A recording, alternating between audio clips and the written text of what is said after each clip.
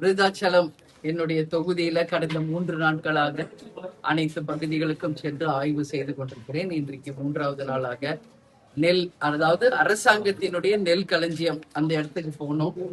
அதே மாதிரி இன்னைக்கு காது வாய் பேச முடியாத ஸ்கூலுக்கு வந்திருக்கோம்.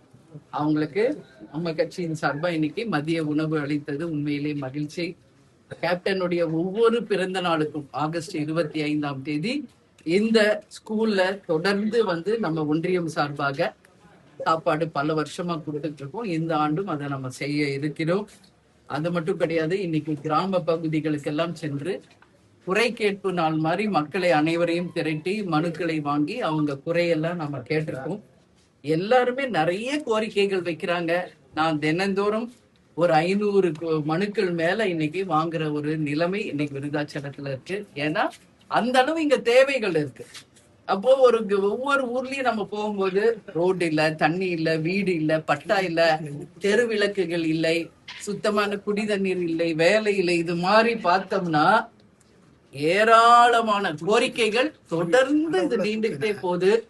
நானும் எல்லார்கிட்டையும் நான் சொல்லியிருக்கேன். நாம ஒரு மனுவையும் அவங்க என்ன சொல்றாங்க, மனு வாங்குவாங்க, இதுக்கு முன்னாடி வந்தவங்க தூக்கி போட்டுருவாங்கன்னு. ஆனா நம்ம அப்படி கிடையாது. ஒரு மனுவையும் ஆய்வு செய்து அது சார்ந்த துறை அதிகாரிகளிடம் நம்ம சமர்ப்பிக்கிறோம். உடனடியாக அதன் மீது நடவடிக்கை எடுக்க வேண்டும் என்பதையும் நம்ம கேட்டுக்கிட்டு இருக்கோம்.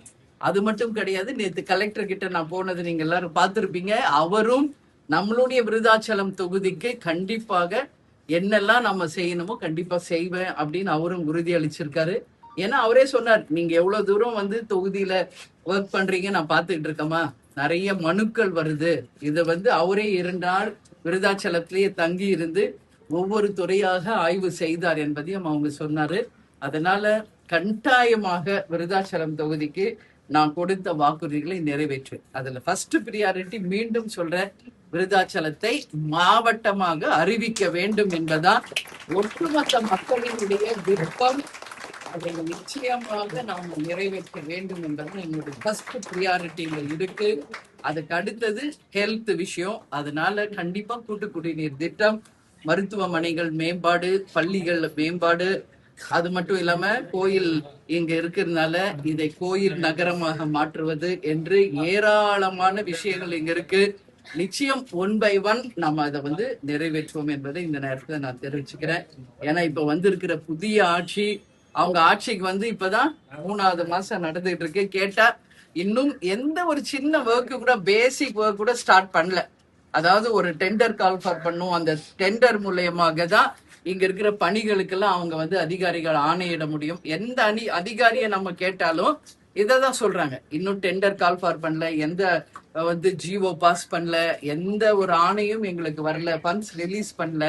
சோ அப்படிதான் சொல்றாங்க. அதனால நான் இந்த விருதாச்சலம் தொகுதியின் சார்பா முதலமைச்சரையும் ஆளும் கட்சி அமைச்சர்களையும் எம்எல்ஏக்களையும் நான் கேட்டுக்கிறது என்னன்னா, உடனடியாக செயல்பாடுகளை இறங்குங்க.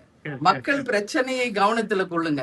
உடனடியா மக்களுக்கு என்ன தேவை இருக்கிறது என்பதை தொகுதி வாரியா ஆய்வு செய்து டெண்டர் கால் ஃபார் பண்ணி நீங்க ஒரு ஜிஓ பாஸ் பண்ணி அந்த ஃபண்ட்ஸ் கொஞ்சம் ரிலீஸ் பண்ணாதான் ஒவ்வொரு வேலையா இங்க நடக்கும். அதை முதல்வர் உடனடியாக கவனத்துல கொள்ளணும்.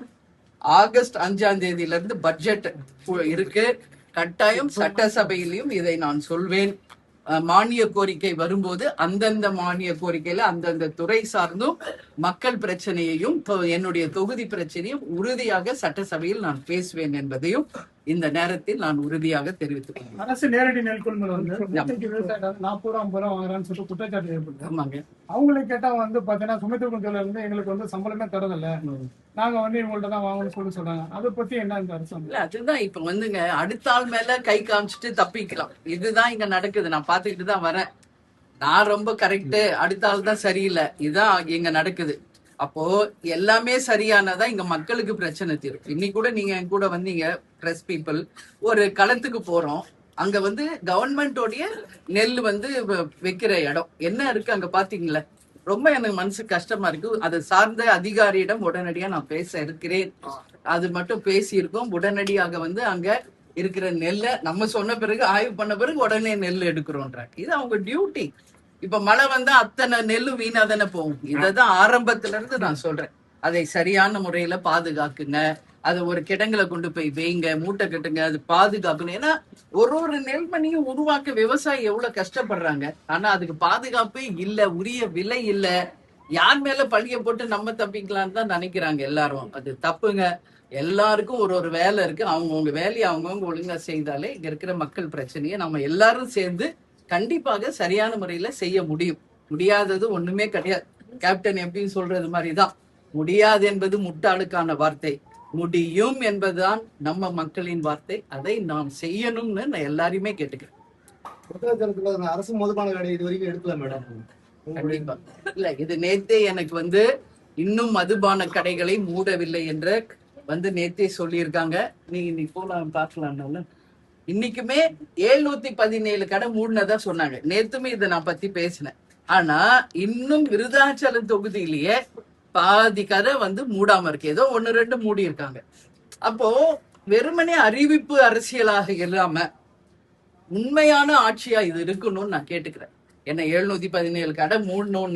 நீங்க துறை சார்ந்த அமைச்சர்களை அனுப்புங்க, ஆய்வு பண்ணுங்க, எத்தனை கடை மூடி இருக்குன்னு நீங்களே பாருங்க. நிச்சயம் நான் ஏன் ஒரு தொகுதி நான் ஆய்வு பண்றேன். இங்க இன்னும் முதல்வர் அவர்களே, டாஸ்மாக் கடை இன்னும் மூடவே இல்லை. நீங்க யார் வேணாலும் அனுப்புங்க, நானே கூட வர காமிக்கிறேன் எங்கெங்கெல்லாம் இன்னும் கடை மூடலன்னு. எல்லா இடத்துலயும் அப்படி இருக்கு. அப்படி இருந்தா என்ன பிரயோஜனம்? அப்ப நம்ம சொல்றது ஒண்ணு, செய்யறது ஒண்ணா இருக்கு. அதனால சொல்லும் செயலும் ஒன்றாக இருக்க வேண்டும். அதுதான் நாங்க மக்கள் உங்ககிட்ட எதிர்பார்க்கறது. அதை செய்யணும்னு நான் கேட்டுக்கிறேன்.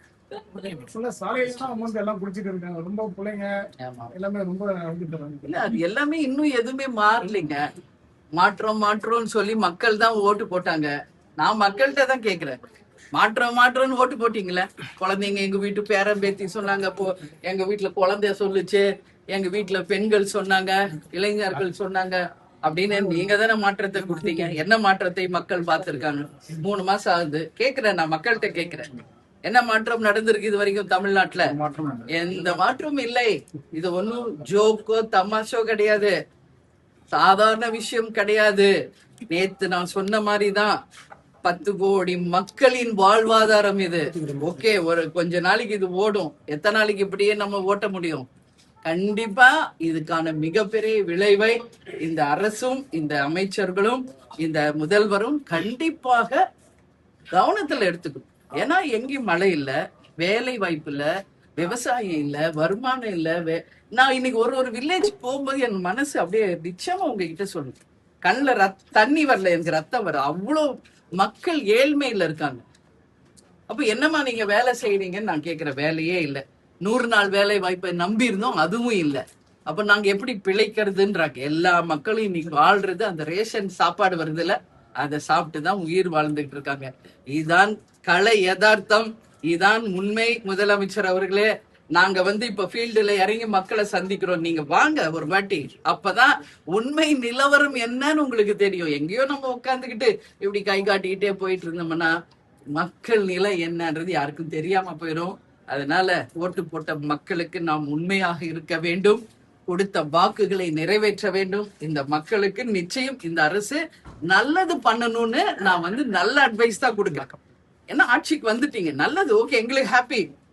பட் மக்களுக்கு நல்லது பண்ணுங்க, அதுதான் நான் சொல்றேன். ஏன்னா உங்களை நம்பி ஓட்டு போட்ட மக்களும் உங்களுக்கு ஓட்டு போடாத மக்களுக்கு நீங்க தான் முதல்வர். அப்போ நீங்க தான் இது மொத்தத்துக்கும் பொறுப்பேற்கணும்.